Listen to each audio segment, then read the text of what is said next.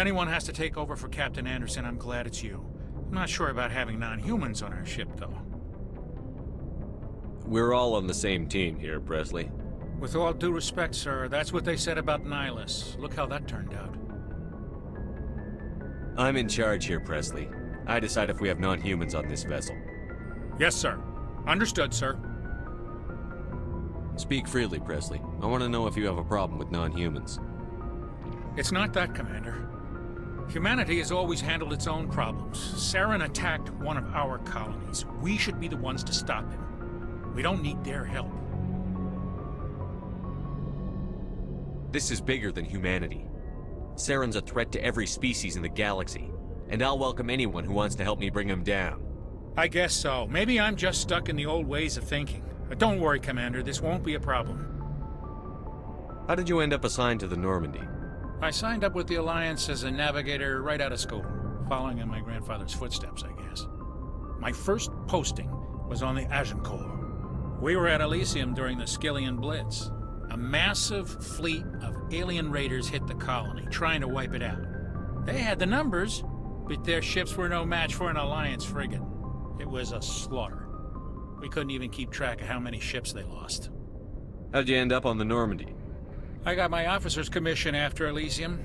Must have made an impression on the right people. Captain asked for me when he was picking his crew. Carry on, Pressly. Yes, sir.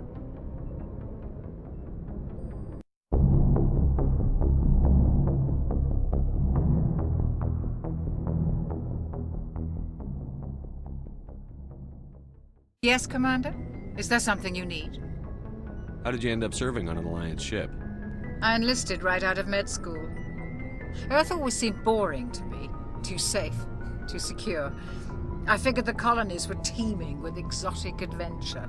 I wanted to travel the stars, tending the wounds of tough soldiers with piercing eyes and sensitive souls. Turns out military life isn't quite as romantic as I'd imagined.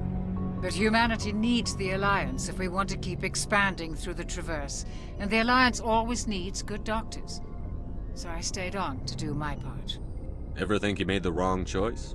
Sometimes I think about opening a private practice back on Earth, or maybe taking a position at one of the new med centers out in the colonies. But there's something special about working on soldiers. If I left the Alliance now, I'd feel like I was abandoning them. How well do you know the Lieutenant? I'd never worked with him before this mission, but he has an impressive service record, over a dozen special commendations. Tends to keep to himself, though. Maybe because of the headaches. It's not easy being an L2. What does that have to do with it?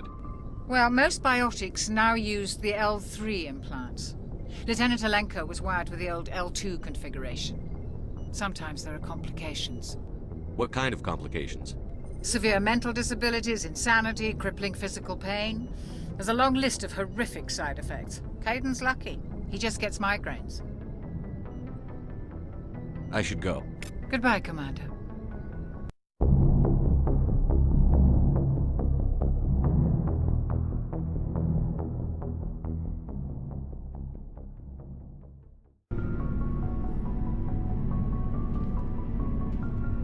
Anything you need, Commander? What's your opinion on the last mission?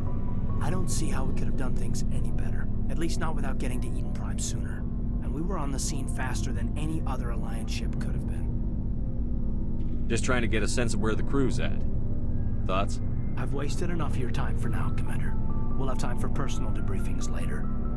We'll talk another time, Lieutenant. Commander?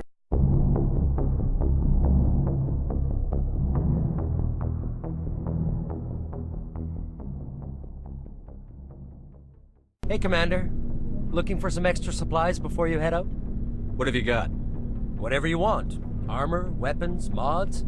It's not standard Alliance issue, but that's not necessarily a bad thing. Well, as long as you don't mind paying for it. Why should I pay you for my weapons and armor? My stuff doesn't come from the Alliance. I have to purchase it myself, and it's not cheap. Hell, the licenses alone have set me back more than I'd like. But no licenses, no goods. Without the goods, I'm out of a job. What are licenses? Why do you need them? Manufacturers sell licenses. Each license allows me to buy and sell a certain brand of products. I already have several basic ones, but you'll need to buy more if you want me to bring in different brands. Many of the best licenses are hard to get, but they're well worth the cost if you can find them. What do the different manufacturers offer? There are too many for me to keep track of, but each license will explain what it's good for. How often will you get new items? Well, that depends on how many licenses you've purchased, but I'll rotate items on a regular basis regardless. And anytime we land someplace with a big enough port, I'll buy, sell, and trade whatever I can. Check back often. I need to move items quickly, so only the most basic items will be stocked consistently. Let's see what you've got. You bet, Commander.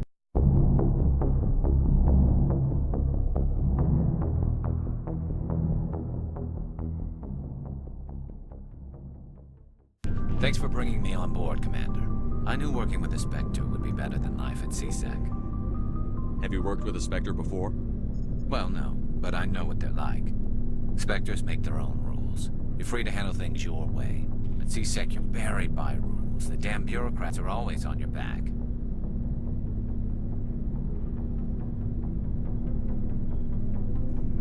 For the most part, the rules are there for a reason. Maybe. But sometimes it feels like the rules are only there to stop me from doing my work. If I'm trying to take down a suspect, it shouldn't matter how I do it, as long as I do it. But CSEC wants it done their way. Protocol and procedure come first. That's why I left. So you just quit because you didn't like the way they do things? There's more to it than that. It didn't start out bad, but as I rose in ranks, I got saddled with more and more red tape. CSEC's handling of Saren was typical. I just couldn't take it anymore. I hate leaving. I hope you made the right choice. I'd hate for you to regret it later. Well, that's sort of why I teamed up with you. It's a chance for me to get off the Citadel, see how things are done outside CSEC. Either way, I plan to make the most of this. And without CSEC headquarters looking over my shoulder, well, maybe I can get the job done my way for a change. If getting the job done means endangering innocent people, then no. We get the job done right, not fast. Got it? I wasn't trying to. I understand, Commander.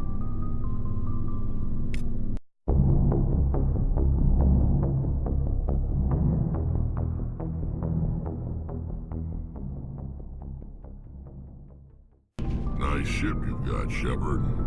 What can I do for you? What's your story, Wrex? There's no story. Go ask the Quarian if you want stories.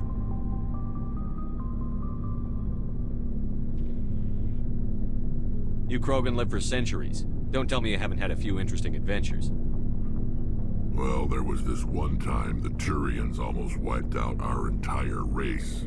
That was fun. I heard about that. You know, they almost did the same to us. It's not the same. It seems pretty much the same to me. So your people were infected with a genetic mutation? An infection that makes only a few in 1,000 children survive birth? And I suppose it's destroying your entire species? I suppose it isn't all the same. I don't expect you to understand, but don't compare humanity's fate with the Krogan. Sorry, Wrex. I wasn't trying to get you upset. Your ignorance doesn't upset me, Shepard. As for the Krogan, I gave up on them long ago. The genophage infected us, but it's not what's killing us.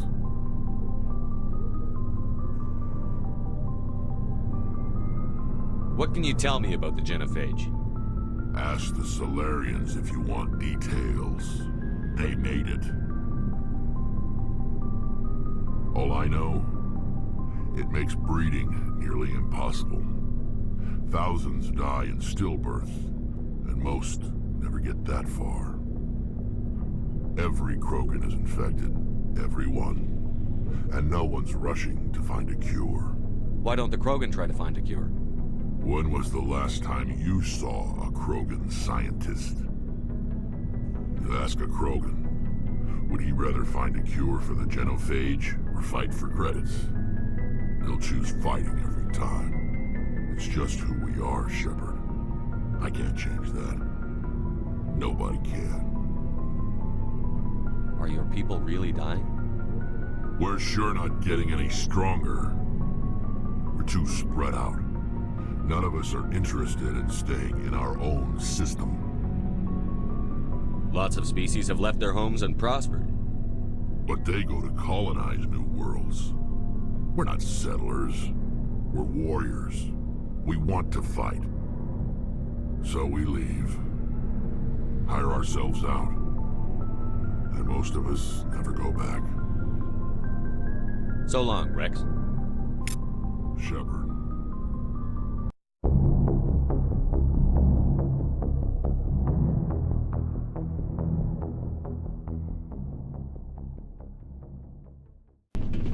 Commander? What's your opinion on the last mission? Kinda wish you'd got there sooner, Commander. No offense, I appreciate the rescue. I just wish... You wish we'd been able to save the rest of your unit? Yes, sir. If I had been more alert, we wouldn't have been cut down by an ambush. We never trained to fight synthetics. The Geth haven't gone beyond the Veil in 3 centuries. Our training's supposed to make us able to adapt. I'll make sure it doesn't happen again. Do you have a few minutes to talk one-on-one? I'm sorry, Commander. I need to get my duty squared away. I wouldn't mind talking more later, though. Dismissed, Chief. Sir.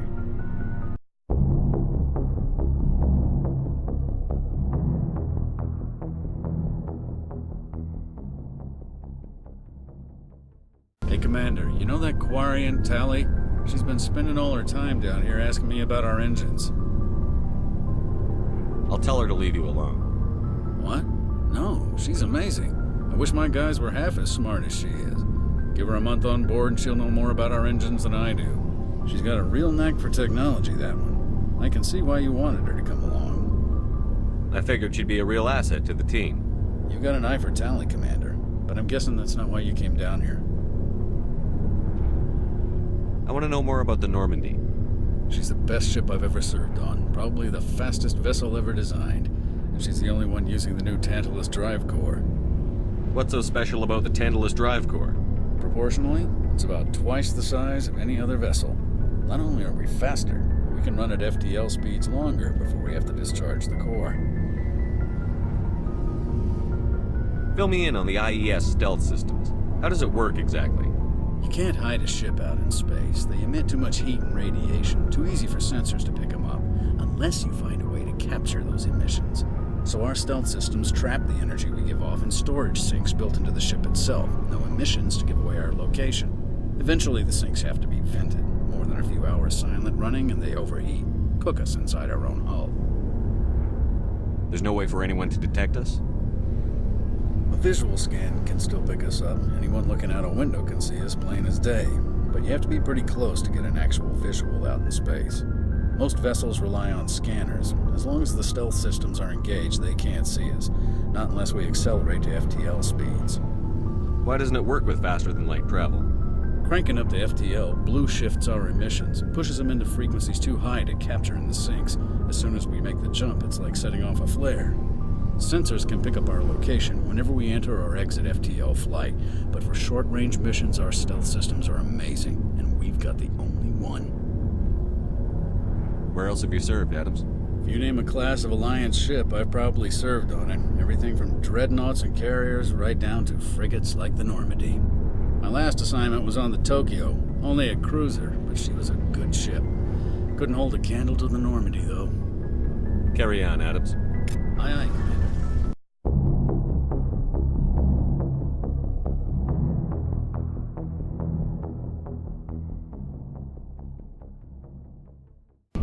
Your ship's amazing, Shepard.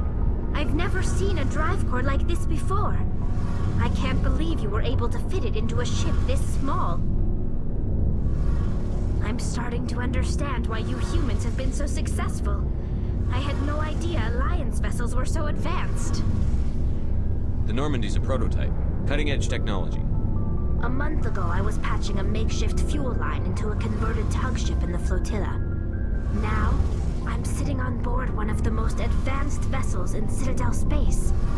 I have to thank you again for bringing me along. Traveling on a vessel like this is a dream come true for me. I had no idea you found ship technology so interesting. It comes with being a Quarian. The migrant fleet is the key to the survival of my people. Ships are our most valuable resource. But we don't have anything like this. We make do with cast-offs and second-hand equipment. We just try to keep them running for as long as we can. Some of the fleet's larger vessels date all the way back to our original flight from the Geth. I can't believe your fleet's still using ships that are 3 centuries old. They're constantly being repaired, modified, and refitted. They aren't pretty, but they work. Mostly. We've tried to make ourselves as independent as possible on the flotilla. Grow our own food, mine, and process our own fuel. But some things we just can't make on our own. A patch to maintain the hull integrity requires raw materials we just don't have. That's why our pilgrimages are so important. I want to know more about the pilgrimage. When my people reach maturity, we leave our birth ships and seek acceptance with a new crew. It's necessary to maintain genetic diversity among the fleet.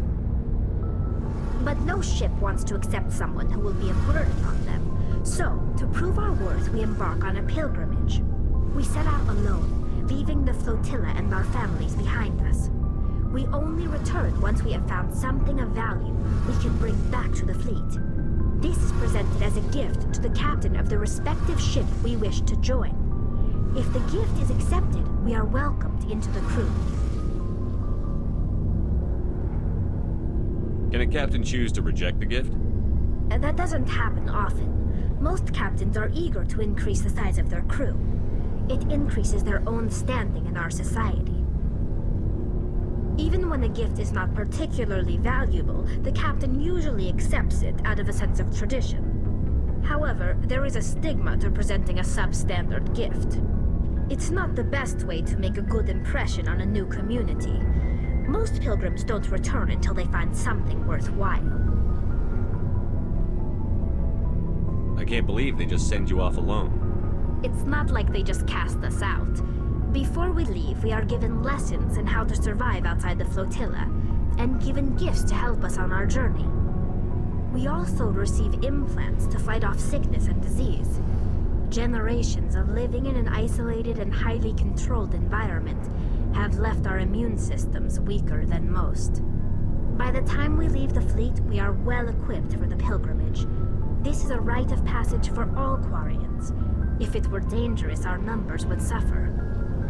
Virtually every pilgrimage ends with a triumphant return and the ritual presentation of the gift to one of the fleet's captains. I want to talk about something else. Like what? Tell me about your people. Our lives aren't easy. Resources are scarce, and we are constantly on the move. Everything we do must in some way contribute to the continuation of the migrant fleet. There are 17 million Quarians in the flotilla, and each of us relies on the others for survival. The bonds among my people are strong. Unfortunately, we have had to surrender many of the freedoms and civil liberties other species take for granted. What kind of freedoms? Well, it's illegal for parents to have more than one child. If our population grows too much, it would strain our resources to their breaking point. Of course, we also can't allow our numbers to become too few. If our population is in decline, the rule against single births is temporarily repealed. In extreme cases of population decline, incentives are even offered to encourage multiple births, though the Conclave hasn't had to take such measures in nearly a century. That's your government. The Conclave is our civilian branch of government. Each ship can elect a representative to serve on the Conclave and make decisions that affect the fleet as a whole. On matters that affect an individual ship, however, the captain has the final say. It's a tradition that dates back to the early days, when the fleet was governed by martial law. Unfortunately, most captains nowadays are smart enough to have an elected council from their crew to give them advice and guidance. So the ultimate power rests with elected officials. In practice, the Conclave and the respective council for each ship tend to set the rules that govern our daily lives. But in theory, we are still under military jurisdiction. The 5 top-ranking military officials in the fleet serve on the Admiralty Board. These 5 have the power to overrule any decision by the Conclave in case of emergency. To do so requires unanimous agreement among the Admiralty, and they can only do this once. After that, the entire board must resign their posts. It's a safeguard that served us well. In nearly 3 centuries, the Admiralty Board has only overruled the Conclave 4 times. I want to know more about the Geth. I doubt I can tell you anything you don't already know. It's been almost 3 centuries since they drove my people into exile. All I know is the story of their origins, what they were when we created them, and how they turned on us. Interesting. The Geth were originally created to serve as an automated manual labor force. Initially, their intelligence was as limited as any VI. Over time, we made small modifications to their programming to allow them to perform more varied and complex tasks, bringing them closer and closer to true AI status. How come the Council didn't step in and stop you? This wasn't true AI research. We may have been skirting the bounds of the law, but we never did anything that was actually illegal. The changes were so insignificant, so gradual, that we were able to control them. Or so we thought. But one thing we underestimated was the power of the neural network. 1 million Geth thinking simultaneously created an inherently unstable matrix. So, the Geth share brain power? Many of the Geth's logic systems were designed to work in concert with other nearby Geth. Basically, the more of them you have in the group, the smarter they are. So there's some sort of group consciousness? No, nothing like that. They cannot share sensory data or information. Their programming cannot handle that much simultaneous input. Each Geth maintains an individual awareness and identity. The neural network only operates on a process-based level. It's basically the synthetic equivalent of a subconscious. But when they're in close proximity, they can coordinate low-level functional processes, freeing up more capacity for original or independent thought. That doesn't make any sense. I'm probably oversimplifying. The Geth are incredibly advanced and complex creations. All you need to know is that they get smarter when they gather in large numbers. As we built more and more Geth, their effective intelligence became more sophisticated, more abstract. One day, a Geth began to ask its Quarian overseer questions about the nature of its existence. Am I alive? Why am I here? What is my purpose? As you can imagine, this caused a near panic among my people. I don't see what's so bad about those questions. The Geth were created to engage in mundane, repetitive, or dangerous manual labor. That's fine for machines, but it won't satisfy a sentient being for long. The Geth were showing signs of rudimentary self-awareness and independent thought. If the Geth were intelligent, then we were essentially using them as slaves. It was inevitable the newly sentient Geth would rebel against their situation. We knew they would rise up against us, so we acted first. A general order went out across all Quarian-controlled systems to permanently deactivate all Geth. The Geth responded to this order violently.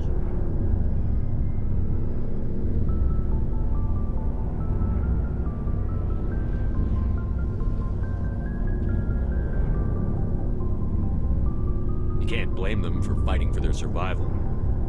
We had no other choice. The Geth were already on the verge of revolution. By acting quickly, we had a chance to end the war before it began. The hope was that most of the Geth would still be little more than machines, incapable of organized resistance. But they had progressed much further than anyone anticipated. The war was long and bloody. Millions upon millions of Quarians died at their hands. In the end, we were forced to flee our own homeworld. We feared the Geth would pursue us, but they never came beyond the Veil. Now we drift through space, exile searching for a way to reclaim what was once ours. You got what you deserved. We made a mistake when we created the Geth in the first place, but we did not make a mistake when we went to war against them. If we had not acted, they would have wiped us out. They're a synthetic life form. They have no use for organics. None. Why do you think they cut themselves off from the rest of the galaxy? Why do you think they've killed every organic being who's ever tried to contact them? They didn't kill Saren. What does that tell you? The Geth are not innocent victims in all this. They're the enemy. They want to destroy us. Not just the Quarians. All organic life. That's why they've joined up with Saren. And that's why we have to stop him. I should go. See you later.